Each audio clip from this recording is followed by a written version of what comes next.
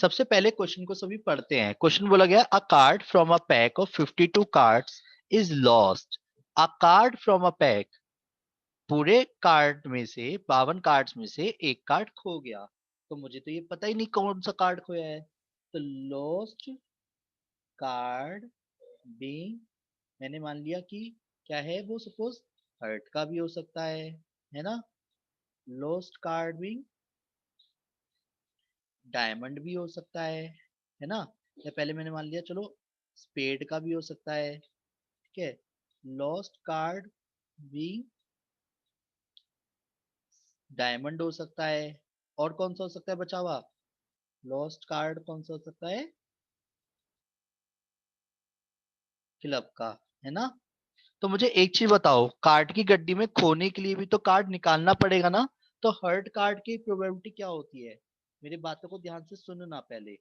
E1 E2 E3 E4 बताने से पहले आप ये सोचो, कार्ड एक कार्ड निकालूंगा ना पहले, इसका मतलब तो एक हर्ट का कार्ड जब मैं निकालूंगा उसे बाद में फेंक दूंगा, ठीक है। तो कार्ड की एक गड्डी है, उसमें से मैंने एक हर्ट कार्ड निकाला। तो एक हर्ट कार्ड निकालने की प्रोबेबिलिटी बताओ क्या होगी। अभी कुछ नहीं हुआ क्वेश्चन में, कार्ड की गड्डी जितनी थी उतनी है। तो ये बताओ कि कार्ड की गड्डी में हर्ट कार्ड निकालने की प्रोबेबिलिटी क्या होगी। 13/52। ऐसे ही स्पेड कार्ड निकालने की प्रोबेबिलिटी क्या होगी, क्योंकि इस बात का भी इस बात से कोई लेना देना नहीं है, E2 सेपरेट है। हाँ तो क्या होगी 13/52।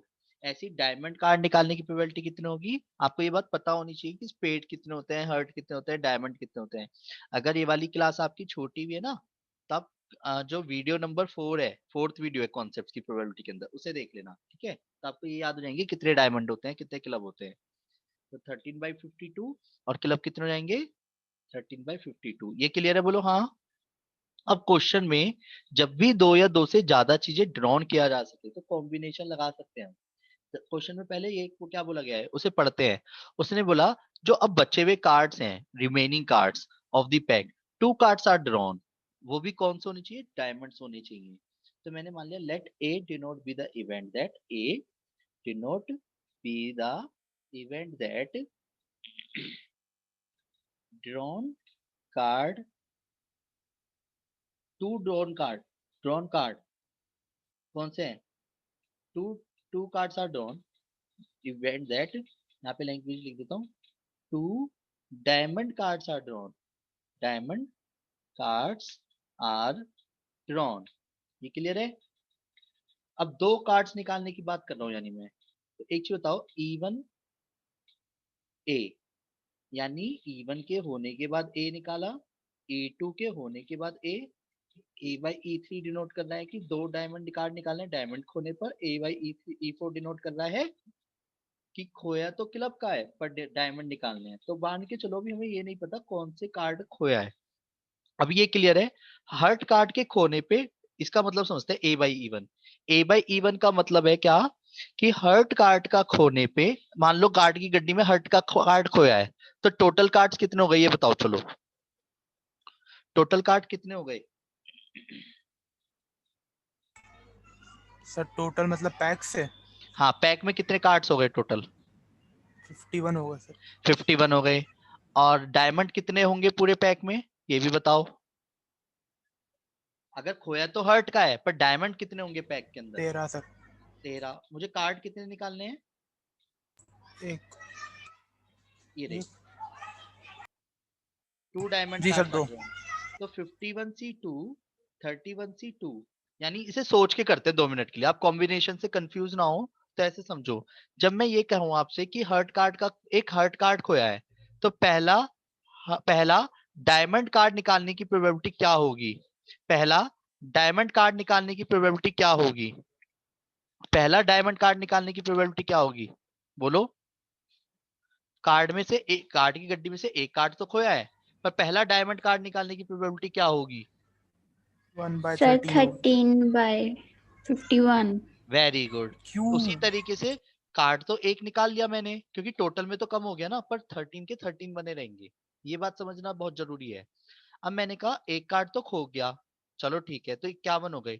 डायमंड 13 के 13 थे, तो अब मैंने एक डायमंड निकाल लिया, अगला डायमंड निकालने की प्रोबेबिलिटी क्या होगी? ये दोबारा रिपीट होगा, सर समझ आ 12 जाएगा। by 50। वेरी वेरी गुड बेटा जी। इंटू इंटू मत करना, ठीक है? ये एक ही चीज होती है जब कैलकुलेशन करेंगे। जिसे समझ नहीं आया वो यहाँ पे समझो। मेरा इस बार कौन E2 का मतलब क्या है? कौन सा कार्ड खोया है? E2 का मतलब क्या है? कौन सा कार्ड खोया है? E2 का मतलब है कौन सा कार्ड खोया है, Spade। बताओ। Spade. स्पेड। इस मैंने कहा स्पेड कार्ड खोने पर कौन सा कार्ड निकालना है? ए का मतलब क्या है? डायमंड कार्ड निकालने हैं। 2 diamond तो card. डायमंड कितने हैं मेरे पास? अगर स्पेड कार्ड खोया है तो बताओ डायमंड कितने हैं मेरे पास? अगर 13। 13, तो कितने निकालने हैं मेरे को? 2। 51 में से भी 2। तो ऐसे सोच के करते हैं। जब मैं पहला डायमंड निकालूंगा और खोया मेरा स्पेड का है, तो स्पेड कार्ड खोने पर डायमंड निकालने की प्रोबेबिलिटी क्या होगी? पहली 13 by 51। इंटू 12/50। ये क्लियर है? अब सोच के बोलना, यहाँ पे आपके कॉन्सेप्ट्स और स्ट्रांग हो जाएंगे। E3 का मतलब है डायमंड खोया है, कार्ड की गड्डी में से डायमंड का खोया है। तो मेरे पास डायमंड कितने बचे ये बताओ। सर 12। और कितने कार्ड निकालने हैं? 2। 2। तो ये चीज करी। तो पहला डायमंड कार्ड निकालने की प्रोबेबिलिटी क्या होगी अगर डायमंड कार्ड खोया है तो? 12 by 51। 12/51। और अगर मैं अगेन डायमंड कार्ड निकालता हूं तो क्या होगी? 11 by 50। 11/50। ये समझ आया या नहीं आया ये बताओ पहले। देखो, जब डायमंड कार्ड खोया था तो नेचुरल सी बात है, अब डायमंड कम होना बनता है, ऊपर भी और नीचे भी। पहले डायमंड खोया ही नहीं था, इसलिए डायमंड 13 के 13 बने रहे, पर टोटल में कम हो गए थे, है ना?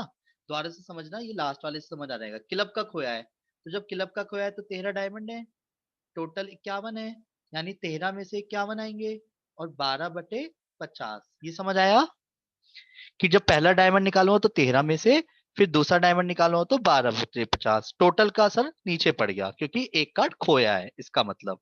क्लियर? अब क्वेश्चन में अगर मेरे को एक चीज बताओ, वो मुझसे ही कहता है कि स्पेड कार्ड खोने की प्रोबेबिलिटी बताओ, तो यहाँ पे किस चीज की प्रोबेबिलिटी पूछ रहा है? यानी वो मेरे क्वेश्चन को अभी ऊपर मत पढ़ना। मैंने कहा डायमंड कार्ड खोने की बजाय मैंने कहा स्पेड कार्ड खोने की प्रोबेबिलिटी बताओ। तो आप क्या लिखोगे बताओ जल्दी से। Sir E2 by A। E2/A। Very good. और मैंने कहा डायमंड कार्ड खोने की प्रोबेबिलिटी बतानी है तो E3 by A। अब क्वेश्चन को पढ़ते हैं एक बार, क्वेश्चन में बोला क्या गया है। उसने यही बोला था, देखो 52 कार्ड्स में से एक कार्ड खो गया। एक कार्ड खोने के बाद उसने कहा 2 डायमंड कार्ड्स आपको निकालने हैं। 2 डायमंड कार्ड निकालने के बाद आपको डायमंड खोने की बतानी है। 2 डायमंड कार्ड निकालने के बाद जरूरी नहीं है कि पेपर में डायमंड खोने की पूछे, वो आपसे हर्ट के खोने की भी पूछ सकता है, स्पेड के खोने की भी पूछ सकता है, क्लब के खोने की भी पूछ सकता है। जोन से खोने की पूछेगा कौन सा रख देना ऊपर। बाकी तो इतना आपको पता ही है कि E1 की A/E1 में इंटू होगी, सबकी सब में तो इंटू होती है ना। ए की E2 में इंटू होगी, E3 की A/E3 में इंटू होगी, और E4 की किस में इंटू होगी? A/E4 में इंटू होगी, है ना? और जोन सा बोले वोन सा ऊपर, यानी E3 की इंटू A/E4 में। अब देखो कैलकुलेशन करने का तरीका देखना सभी मेरे, देखो कितने तरीके से करूंगा। मैंने इंटू पिंटू तो करी नहीं थी। 13/52 into 13/51 into 12/50 plus 13/52 into 13/51 into 12/50 plus 13/52 into 12/51 into 11/50 plus 13/52 into 13/51 into 12/50। और क्वेश्चन के अकॉर्डिंग 13/52 इंटू 12/51 इंटू 11/50। अगर आप सभी ध्यान से देखो तो एलसीएम सेम है ना पूरे में? तो ऊपर ऊपर क्या बचेगा नोटिस करो, 13 इंटू 12 इंटू 11 बचेगा, नीचे नीचे 13 इंटू 13 इंटू 12, 13 इंटू 13 इंटू 12। समझ आ रहा है बेटा? 13 इंटू 12 इंटू 11 और 13 इंटू 13 इंटू 12। डन? बोलो हाँ, बोलो ना हाँ। जी सर। जी अब सर। वेट वेट वेट, सभी ध्यान से देखो। अगर आप सभी ध्यान से देखो तो ये 1 2 3, घूर के देखो डिनोमिनेटर को, कैलकुलेशन देखो कितनी इजी रहेगी। 13 सब में कॉमन है,